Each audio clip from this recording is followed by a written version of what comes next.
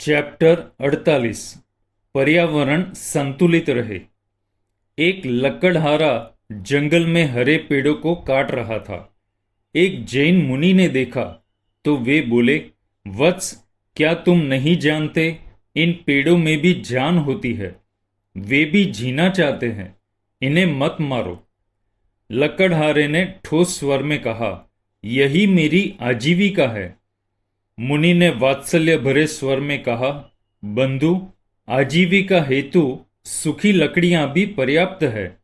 सोचो, इन पेड़ों के तो जान प्राण की हानि हो ही रही है, किंतु तुम्हें जीने के लिए संसार में एक दिन प्राण वायु भी नहीं रहेगी।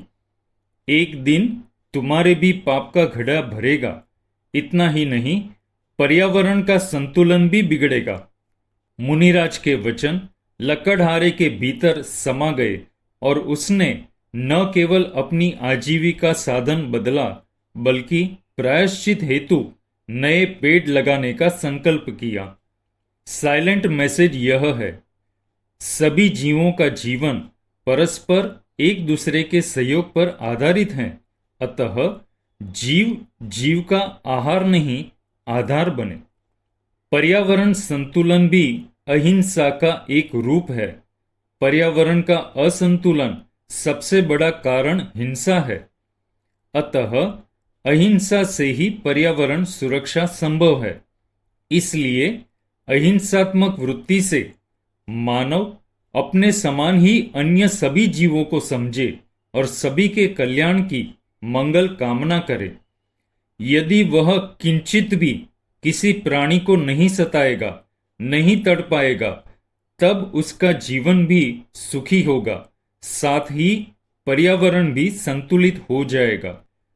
हर्ष और गौरव की बात यह है, जिस पर्यावरण असंतुलन की चिंता में आज के वैज्ञानिक, राजनेता और समाज सुधारक बेचैन हो रहे हैं, इसे भगवान महावीर ने 2600 वर्ष पूर्व ही अपनी वाणी द्वारा उद्घोषित कर मानव समाज को सावधान कर दिया था।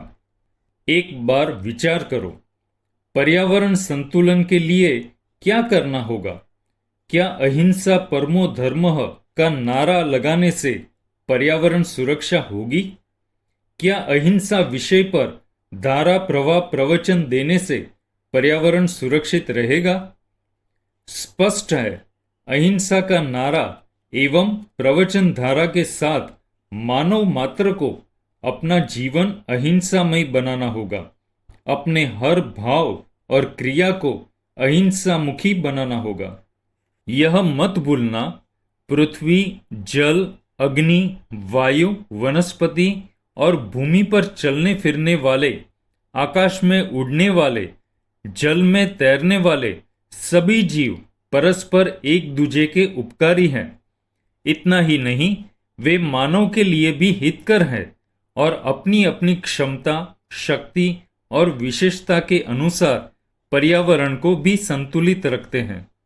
एक पल रुको और भावना भाओ।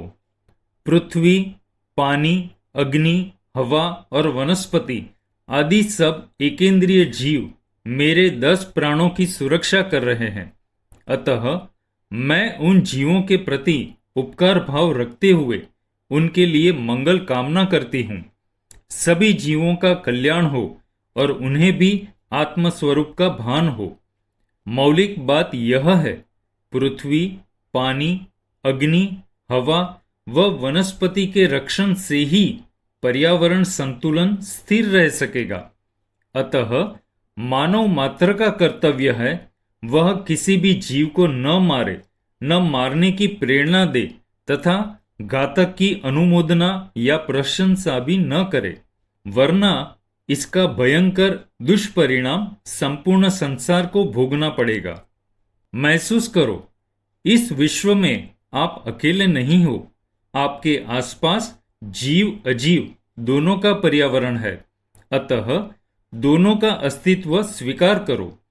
दूसरों के अस्तित्व, उपस्थिति, कार्य और उपयोगिता को स्वीकार करने वाला ही पर्यावरण को संतुलित रख सकता है। आज ध्वनि प्रदूषण हो या धूम्र प्रदूषण हो, अथवा औद्योगिक एवं रासायनिक प्रदूषण हो, सभी पर्यावरण को प्रदूषित कर रहे हैं। सुविधावादी और भोगवादी दृष्टिकोण ने हिंसा को बढ़ावा दिया है और पर्यावरण को प्रदूषित किया है। आज की मॉडर्न जीवन शैली, प्रदर्शन की भावना और यूज एंड थ्रो की मानसिकता ने पृथ्वी माता पर इतना भार बढ़ा दिया, जिससे आज सादगी युक्त जीवन शैली सर्वथा रूप से लुप्त हो गई। अतः सभी अपने उत्तरदायित्व को समझें, अहिंसा को मुख्य रखें और सुरक्षात्मक उपायों को प्रधानता दें। प्रेरणा यह है, प्रत्येक मानव को स्थूल हिंसा का परित्याग कर देना चाहिए। इससे स्वार्थ का संघर्ष भी कम हो जाता है। आवश्यक हिंसा की अवस्था में भी भावना में व्यक्ति, परिवार, समाज एवं राष्ट्र का हित ही रखना और अनावश्यक हिंसा का सर्वथा त्याग करना। जियो और जीने दो। प्रत्येक जीव का सद्निमित्त बनना हो तो उनके प्रति संवेदना का भाव जीवंत रखो।